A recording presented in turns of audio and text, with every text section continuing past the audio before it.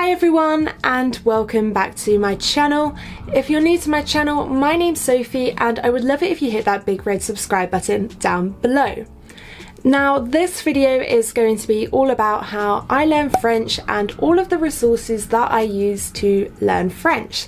So hopefully if you are currently learning French or you're planning on starting to learn French pretty soon, this video will be helpful for you.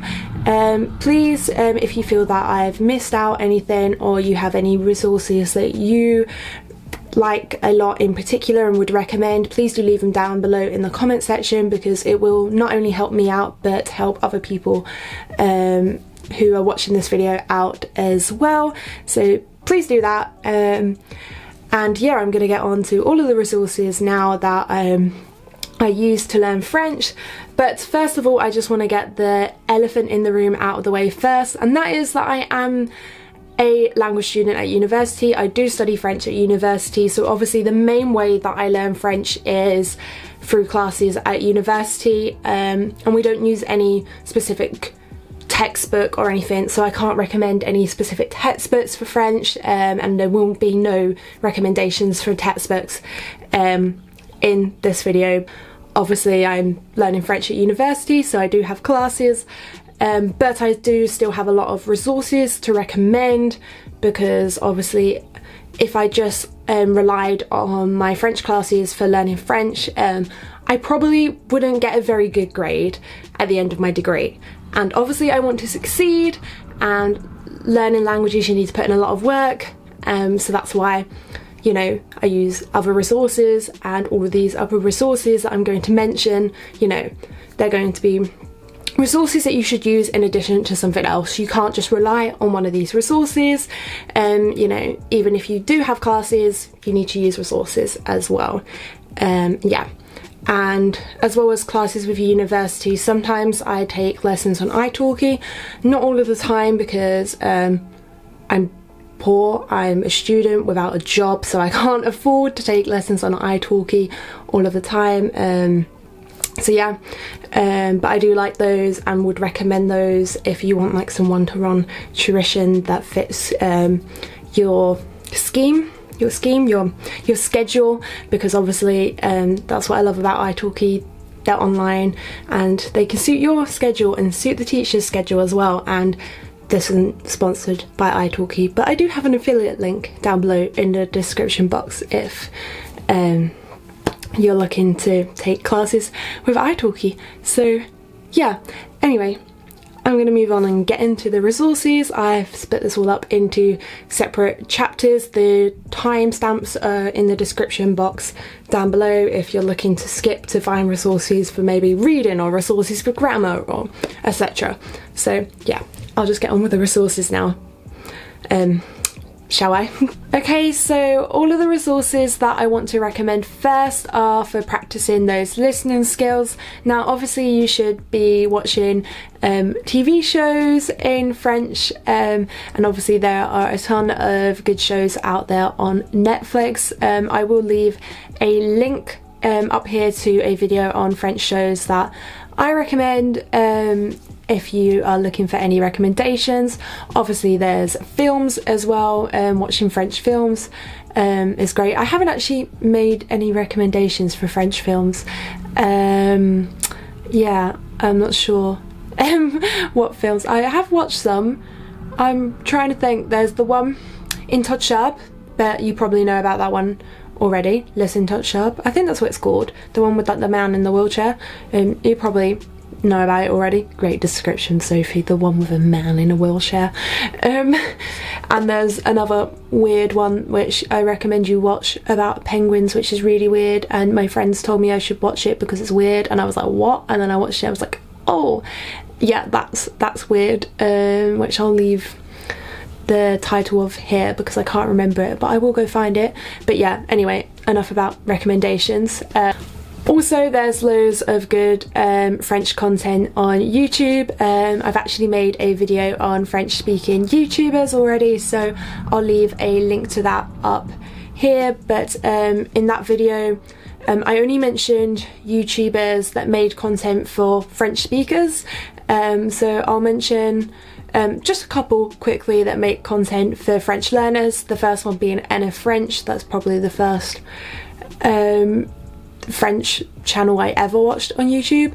Yeah, his videos are really good, and often he'll put like a definition of a word, because he knows that obviously not the viewers aren't going to know every single word that he uses because they're learning French, so that's very useful. And A Piece of French, I found her channel recently, and she makes some like days in the life vlogs and stuff in French, but obviously again she puts like some of the words, some of the vocab that she thinks that possibly the viewers don't know up on the screen, with a definition in English, no, with a translation into English, not a definition.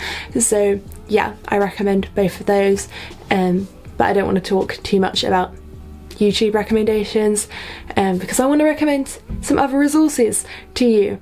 One of them being podcasts. Podcasts are obviously great.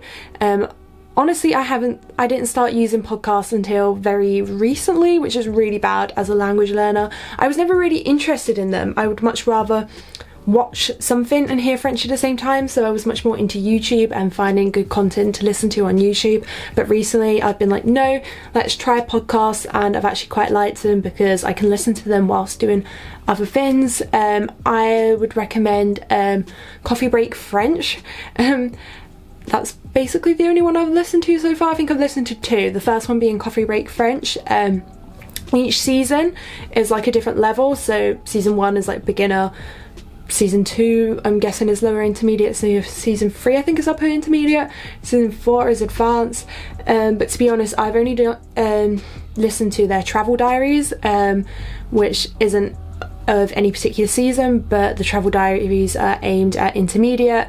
And I know my lecturers would probably prefer that I listen to something much more challenging, but I quite like how they break down everything and it's quite basic. Like in the travel diaries, they have a text and they have I forgot his name, but I should know it because he literally, I think he's like the founder of Coffee Break Languages or something, but they have him and he's like learning French, and then they have like a French speaker, and they basically like translate that. You hear the text and then they go for it and translate it word by word, sentence by sentence. So it's very basic, but like very good for learning new vocab and grammatical structures, as they're literally talking about the translation of everything. And I think that's why I like it so much, because I think I want to go into translation and then they break it down and translate it for you, and I'm like, yeah, definitely very useful if you want to practice your listening skills, but at the same time you want to learn more about translation. Then I recommend Coffee Break French. I've also been listening to Coffee Break Spanish, can you tell? And then there's another podcast which I literally found like yesterday, or maybe the day before, and that is sorry, I'm just checking my notes because I literally found this podcast like yesterday and listened to one episode, and that is I'm Polyglot French, because I think they have a podcast for like Spanish and possibly English as well. But yeah, that's good. Basically the guy that runs the podcast talks about his experience learning other languages, but talks about it in his mother tongue, French. So it's quite interesting because, you know, if you're learning French, you can kind of relate to some of the stuff that he's talking about. So yeah, recommend that. And then of course I recommend listening to French music as well, French language music, and plugging yet another video here, aren't I? Not even that far into the video and all I've done is plugged stuff. I've made a video on French music, can you guess? So I'll leave a link to that up there as well, so you can go check that out. But French music is great, and with that I want to recommend lyrics training. Lyrics training is basically just like, it's a game basically. They have a website and they have an app. I prefer the website because on the app you if you don't pay for the premium version, you can only play like 3 games a day, where on the website I'm pretty sure you can play as many as you want, because I've never been told to stop playing, so I'm assuming you can play as many as you want. So that's why I prefer the website. But it's basically like games with songs where you just fill in the lyrics, so it's testing your listening skills, because there'll be a gap and you have to listen out for what word, and then there's multiple choice or writing it. I do multiple choice because I'm too slow of a typer, like trying to get up the different accents in French and stuff, so otherwise I'll just foul the game, so I do multiple choice. But yeah, and they have different levels like beginner, intermediate, advanced and stuff, and it's a great way for finding new songs as well. Many of the French songs that I listen to now and the French artists, I discovered them through lyrics training. So yeah, definitely recommend lyrics training. Also for listening practice, I would recommend the site Euronews. You can probably guess from the title that it is, well, about the news, but basically you can find short news clips in French and other languages as well. If you go onto the Euronews, I think it's automatically in English, but then you can change it from like English to Portuguese, Spanish, French, Italian, I think Russian, like there's quite a few different languages on there, so it's worth checking it out if you're studying more than just French, and seeing if they have any other languages that you are learning on there as well. But yeah, basically they just have short news clips in French, and then they have like text underneath it. The text isn't always exactly the same as what's in the video, but it always basically says all the same important information. So I like to watch the video, then read the text and kind of like test, have I understood everything, and then also like I can make a note of any new vocabulary from going through the text. So yeah, it's also from practicing your reading skills as well as your listening, so it's great. And I think, well, they don't just have videos on there, some of them are just articles, but I personally prefer to read the text with the video as well, so I can practice my listening skills. So yeah, I feel like this video is going to be so long. I need to hurry up with all of these recommendations. Et pour la grammaire, I recommend the website Le Point, FLE. On that website you can literally find grammar explanations on just any topic in French that you just need to go over, or you know, you want to learn, you want some practice on. You can find explanations on those points, and then you can find exercises on them as well, so you can read the information, the explanations, you know, to kind of refresh your mind of that grammar point, that particular grammar point, and then do the exercises, and then it will mark the exercises for you, say if they're wrong or right, so you can see how many you got right, and really get an idea of whether you need to practice that grammar point even more. So yeah, I really recommend that site. And for grammar, I also use the app Closemaster. I'm not sure if you can see it very well, but basically it's a free app. It's got a pro version. Like if you want to focus on something specific, it's pro, which confused me at first because everyone was saying it was free for grammar, and I was seeing vocab, and then I was seeing a bit like saying grammar, and I was scrolling down and all the bits on grammar were like you had to pay for. But actually if you just play the free game, it's testing you on your grammar anyway. It's just not testing you on anything specific. It's like, so if you want to focus on specific grammar, it's not the best, but if you're just like, you know, on the bus and you want to practice, it's great, or the bus or the train or something. So like, it's like fill in the gaps. So for example, here I've got je veux blank en Corée. Korea, I'm probably not pronouncing that correctly, but it means Korea. And then I've got the English, I want to go to Korea, so I know whatever goes in the middle needs to make that sentence correct, basically. So longtemps, aller, promenade, obligé. I know that obviously it's going to be aller, and then that's testing me on, yeah, how to form I want to go somewhere, how to say that, and you know, it's grammar. In a way. That was correct. See? Okay, so for vocabulary, the main thing that I use is Anki, which I'm sure a lot of you have already heard of because it's quite popular with language learners for good reason. I use the desktop app because the desktop app is free. I think there is a version on the App Store for your phone, but I think you have to pay for it, and personally I just prefer having it on my desktop because I have more space on my desktop than my phone anyway, and I have a lot of different decks on there that I'm learning.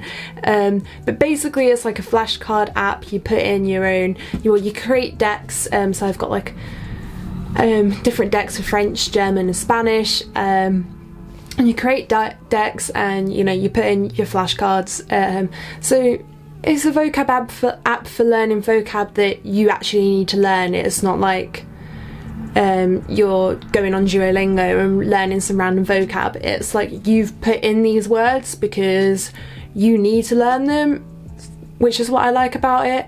And I also like when you get it right, it'll ask you if you've had difficulty remembering it, if you found it hard to figure out what that word was, or if it was quite easy for you to figure it out, or if it was okay. And then like if you put it was easy, then it'll be like, oh well, I won't show you this word again until 4 days time. And if you get it right in 4 days time and you still say it's easy, it'll be like, oh, I won't show you this word again until 9 days time. So it keeps showing you the words again, but it really, like, you know, if you know them well, it won't show you the same words all the time, which is why I prefer it to like Memrise and Quizlet, putting in my own words on Memrise and Quizlet.